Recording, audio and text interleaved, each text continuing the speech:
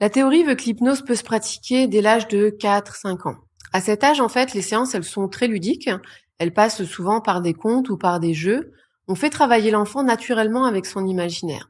Et c'est ça qui le rend réceptif à la construction de nouveaux schémas et aux suggestions positives. L'objectif de la séance, c'est de remettre dans l'équation de l'enfant des éléments de sécurisation.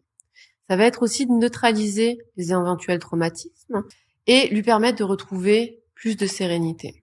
Avec les adolescents ou les préadolescents, le travail est plus technique, mais il reste aussi ludique.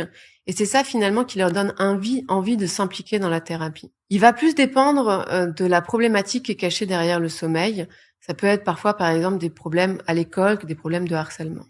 Alors, il y a plusieurs étapes dans l'accompagnement. Mais de manière schématique, on va toujours d'abord rechercher la source, puisque si on ne travaille pas à la source, on soigne les symptômes, mais finalement, le client ne va jamais vraiment mieux. On travaille sur la neutralisation de l'élément perturbateur et ensuite on change les paramètres du schéma de manière à faire une mise à jour qui soit plus en accord avec le besoin.